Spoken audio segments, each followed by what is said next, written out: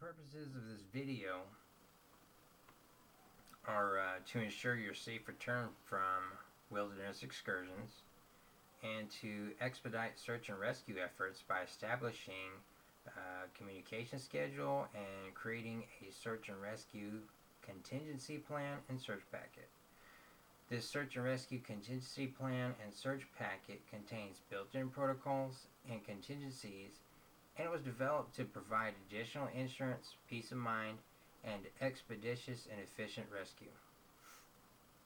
The search and rescue packet should contain all of the following items in a plastic Ziploc bag: the search and rescue contingency plan, a recent photograph of yourself, a photograph of the outsole of the footwear that you'll be wearing during your excursion.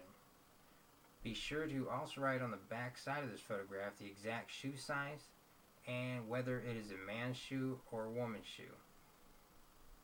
An impression of the outsole of your footwear.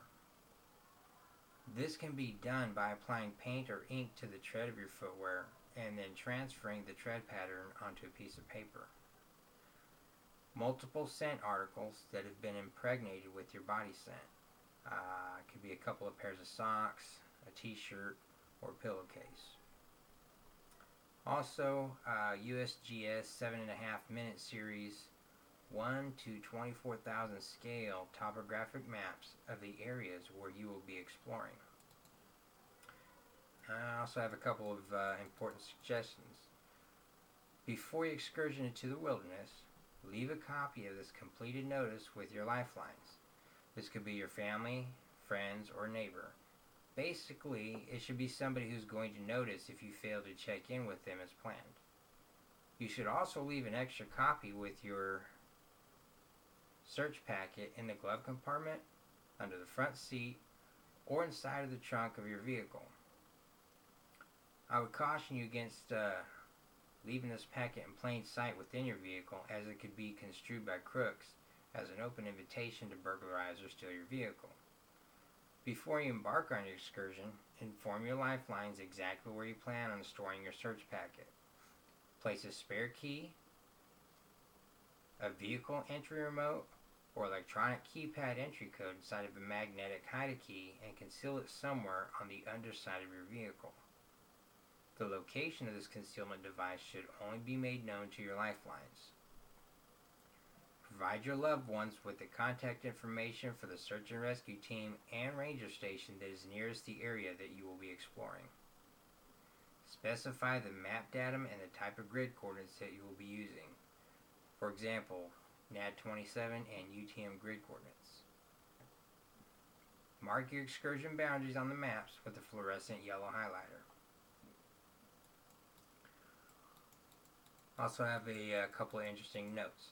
It is common for search and rescue teams to utilize scent tracking dogs during rescue operations. Scent tracking dogs that are used for search and rescue operations generally fall into one of two categories. One is trail trackers. This type of dog works right behind you with its nose to the ground. This dog stays right on your trail and tracks you based upon where you've been.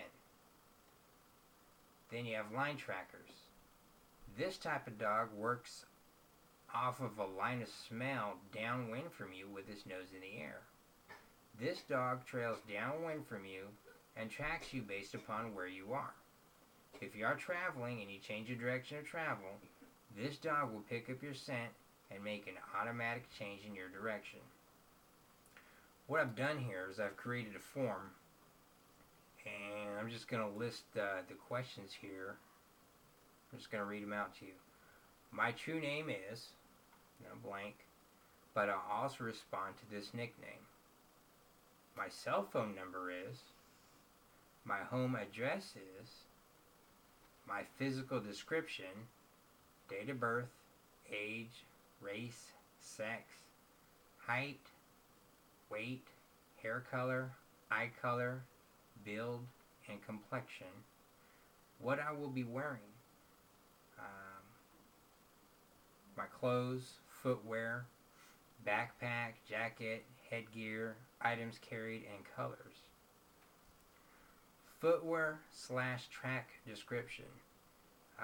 men's or women's type of footwear, the size, the make and model. The length of my pace is, and a pace is 2 steps. My vehicle description. During my excursion, my vehicle will be parked at this location. My primary care physician is, and you need to list the name and phone number. My blood type is, I have the following medical/health conditions. I am taking the following medications. I am allergic to. I plan on departing at, and you need to list the date, time, and location. I plan on entering along this trail. I plan on traveling along these trails. I plan on camping at or near this grid coordinate. I plan on exiting along this trail. I plan on returning at, and list the date, time, and location.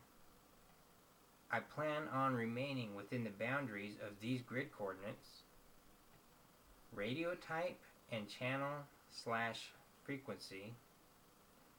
The keyless remote for my vehicle is hidden at.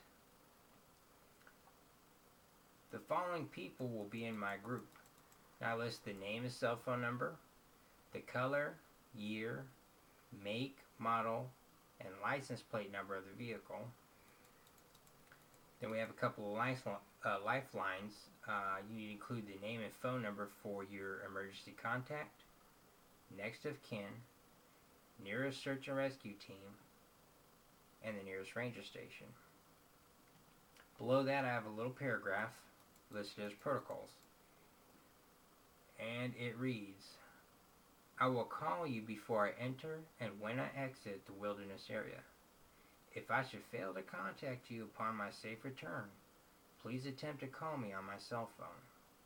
If I do not answer your phone call, please continue to attempt to call me every 15 minutes for a period of 2 hours. If I should still fail to answer your phone calls, please call the search and rescue team that I've listed on this form, notify them that I may be missing, and request that they initiate search and rescue procedures. To make it easier for a search and rescue team to identify me from afar, I have fastened a hunter orange bandana and a fluorescent yellow bandana to the outside of my backpack. If I become lost, injured, or ill, and I determine that I need to be rescued, I will attempt to contact you via my cell phone. If I cannot establish communication via cell phone, I will attempt to receive and transmit information using the type of radio and channel/frequency that I've listed on this form.